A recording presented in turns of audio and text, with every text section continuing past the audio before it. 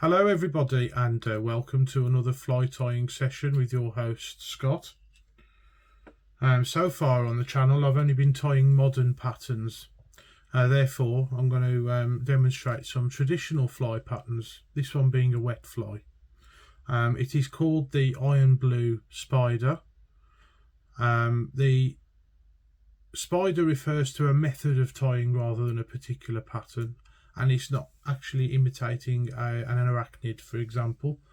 It basically refers to a traditional wet fly pattern that has no wing, which makes it very quick and fairly easy to tie for you beginners out there. So we're going to be starting with a uni thread in red, size 8/0, followed up by a uni thread in grey, size 8/0. We're using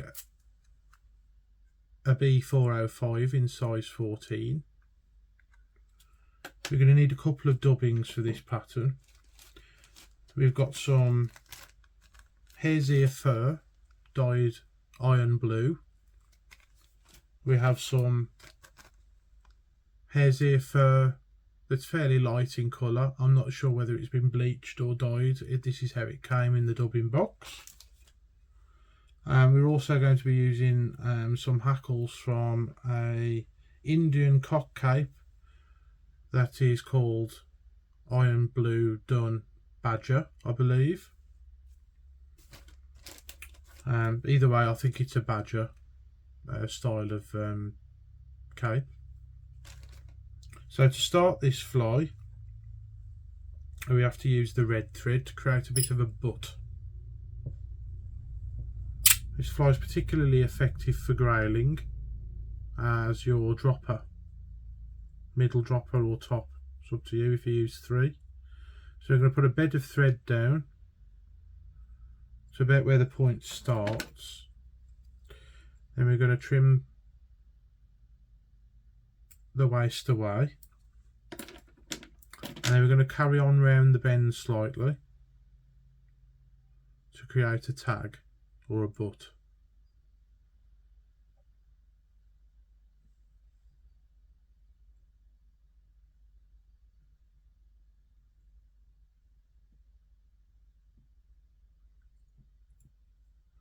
And we're going to come back up to about where the bend starts to straighten out.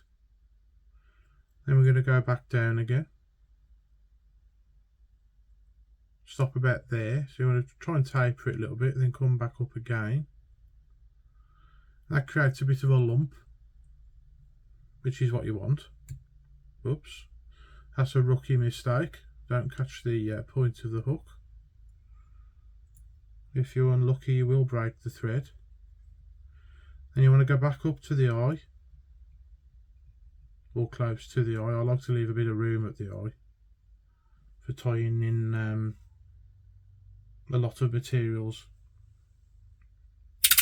You can over tie flies if you don't leave space close to the eye. You end up just running out of space. You can just do a half hitch by hand if you want to. It doesn't have to be overly precise at this point because you're going to be going over this thread. There we are, that's a hand done one for you. Then you need a couple of them. Trim away. And if you're lucky enough to have a second bobbin, have it set up ready.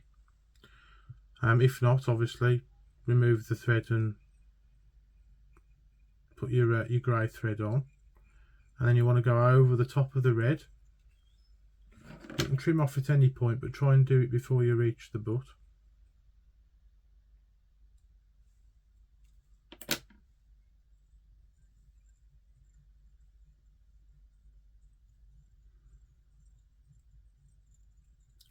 Now if you haven't got the iron blue hare's ear dubbing, you can just use the thread. In fact, when I first tied this pattern, that's all I did was use the thread. And it proved just as effective, so I wouldn't worry too much about that. Now you want the body to be quite skinny, You don't want it to be too fat. So you want to spread the fibres along the thread as best as you can, and then twist them on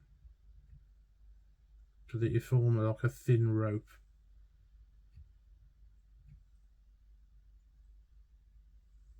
It's not looking too bad. You want it quite thin at the butt, and then gradually get thicker as you go towards the thorax of the fly. There is a thorax on this fly. That's probably enough dubbing there. So pluck that off your thread, or you can blend it with the other dubbing. It's up to you. It's your fly.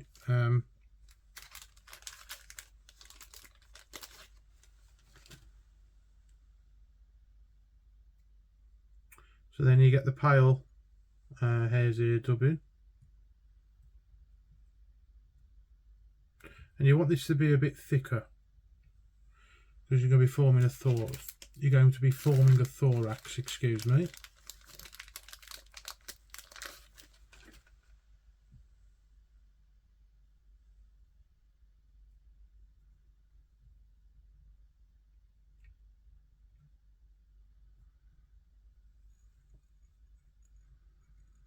You just go over it over and over again,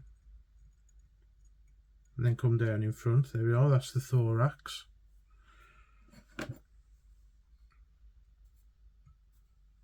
There's a few rogue fibres, there always is, which I'm going to trim away now.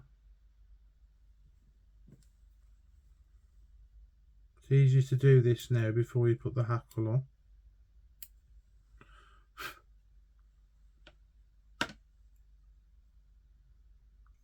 Then tidy up, ready for the hackle. You want to leave about 1.5 mils to put the hackle in. This is a size 14 fly, so you do need to be a little bit careful with what you're doing.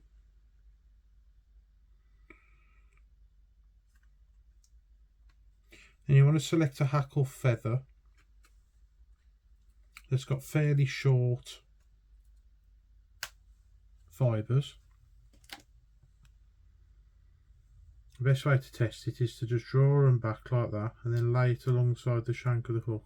Now that looks about right to me.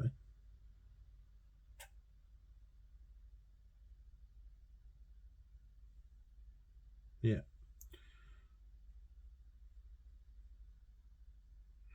You want to pull off the fluff there.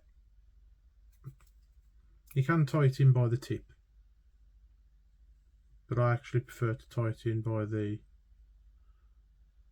cut end, the plucked end. So tie it in fairly well. Trim away the quill.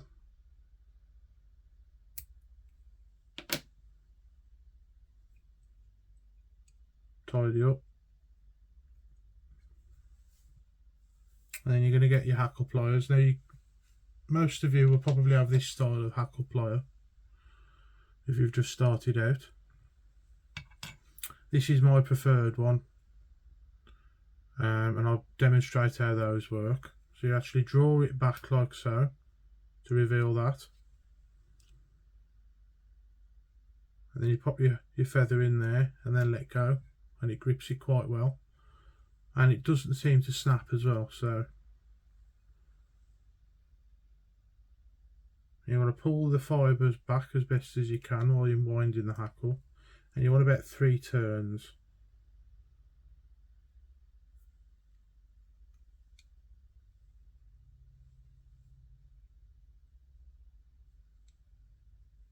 Maybe 4 in this case. Now this isn't a dry fly, despite using cock fibres. It is actually a wet fly. But the reason I've chosen to use cock fibres is because that's what I've got at the moment. I haven't got much in the way of hen.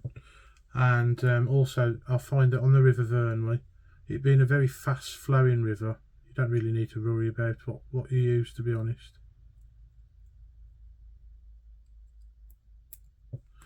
trim away, and then between finger and thumb you want to draw back these fibres that have gone in front of the eye, and then start forming the head.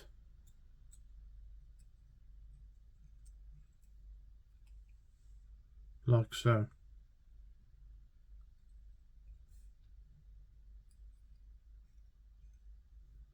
That would probably do it. And you want to finish it off with a half inch times 3. I like to use a needle, as you've seen me do, a dubbing needle.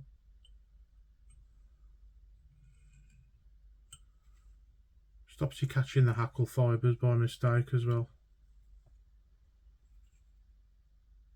But if you are adept at whip finishing, then feel free to whip finish this pattern. It won't hurt. In fact, it'll probably be better. I've never mastered the art of whip finishing, I'm afraid. I'm going to have to practice it.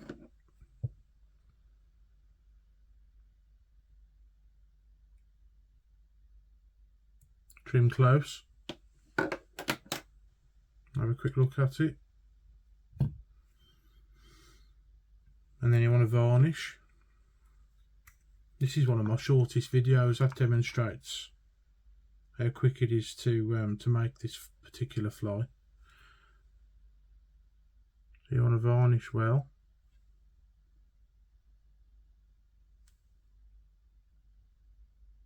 You can rotate the vise if you need to, just to help you with that.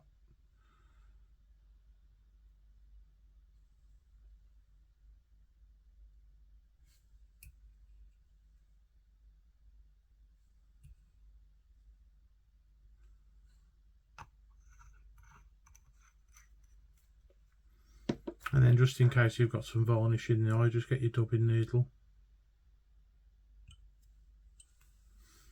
And there we have it, folks. That is one iron blue spider in size 14.